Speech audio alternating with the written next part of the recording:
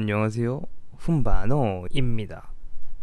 내가 철권을 시작하게 된 이후부터 파랑단까지의 여정 함께 가시죠. 매번 영상에서 말하듯이 저는 게임을 좋아했습니다. 특히 어렸을 적 문방구 앞에서 오락실 게임 또는 맘의 게임이라고 하죠. 그런 걸로 접하기 시작했습니다.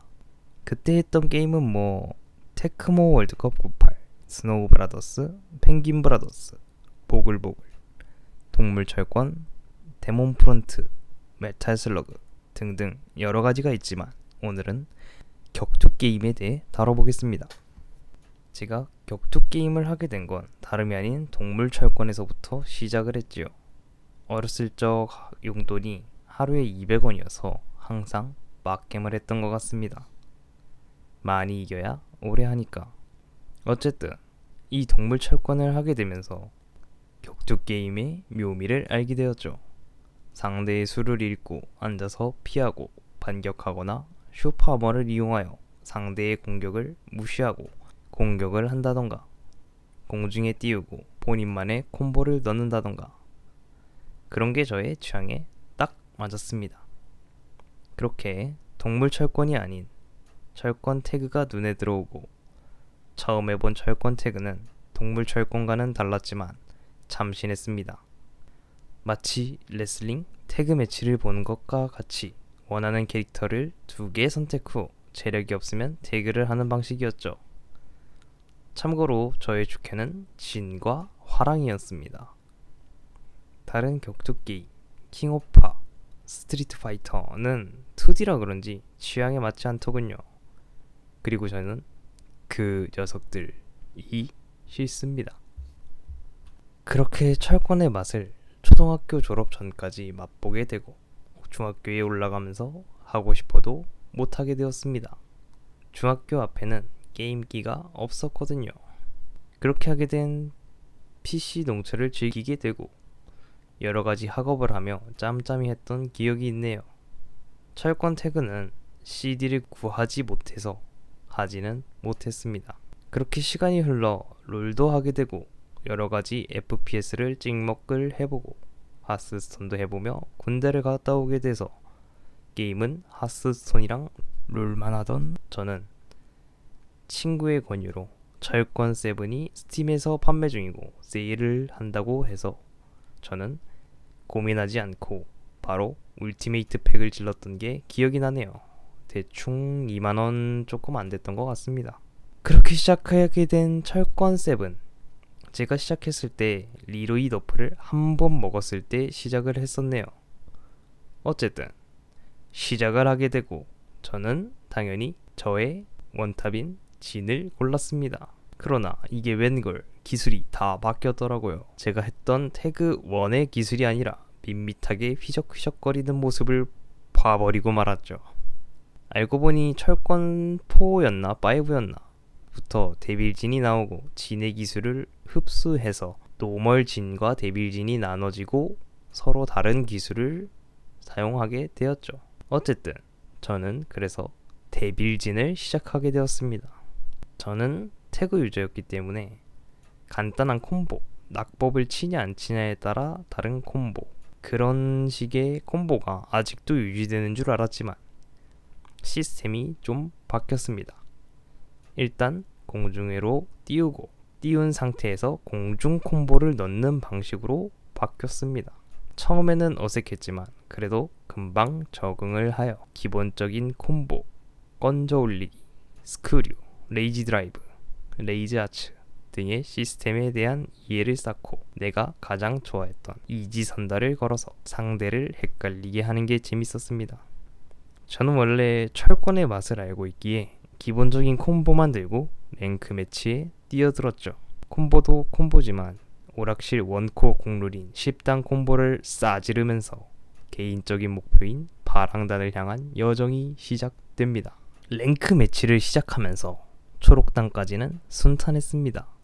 초풍을 그냥 싸지르기만 하면 상대가 맞고 콤보를 넣고 벽홈은 헤븐즈 도어만 넣으면 됐으니까요.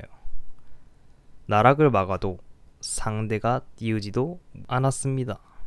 그런데 부캐로 추정되는 사람이 카지아로 3초풍을 넣고 콤보를 기가 막히게 넣기 시작했죠. 아마 그때가 노랑단 입성 전이었던 걸로 기억합니다.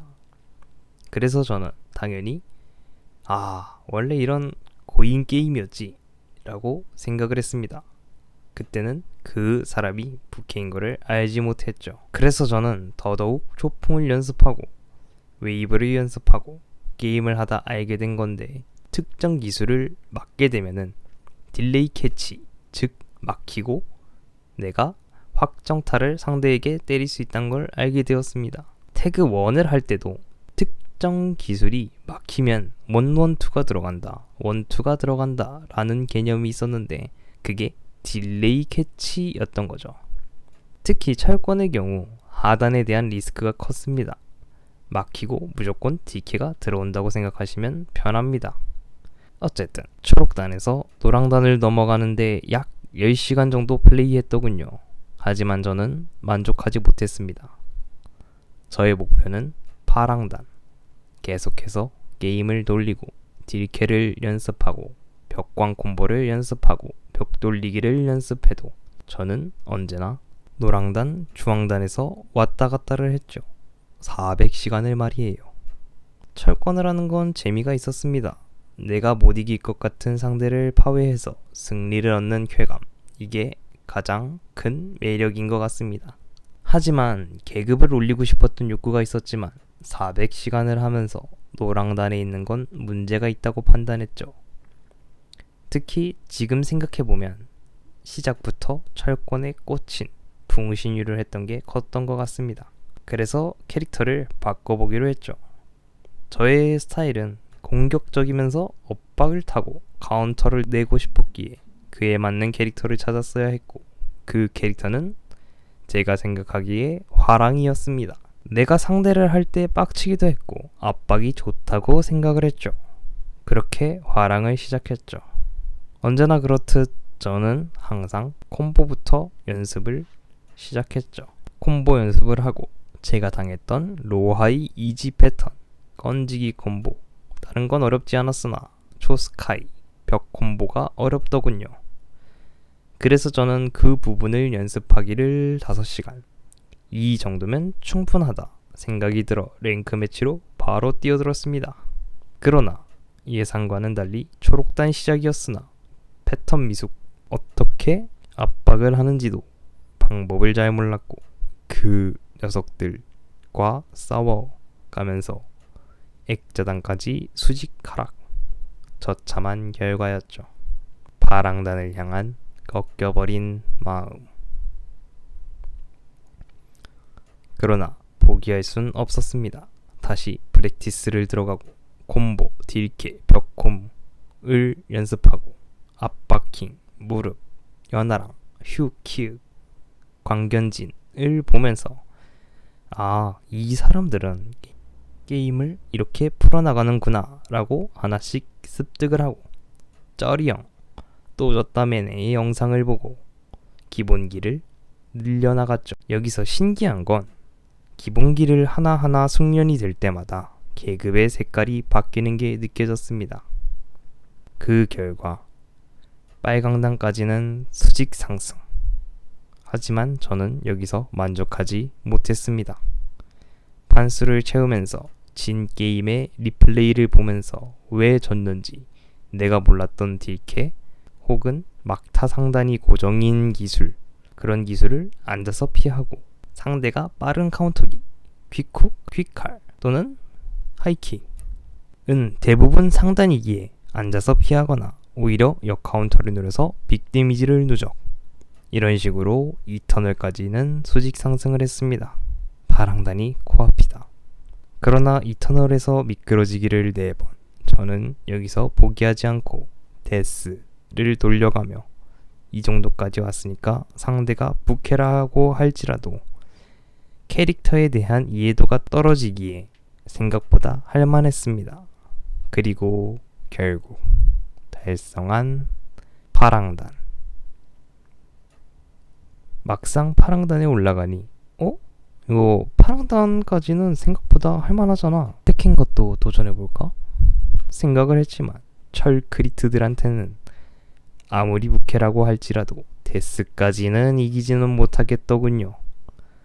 결국엔 탑티어 라이진 약사로 대충 퍼랭단 주차를 하고 다른 캐릭터를 연습하는 것으로 철권 7은 마무리가 됩니다. 시청해주셔서 감사합니다.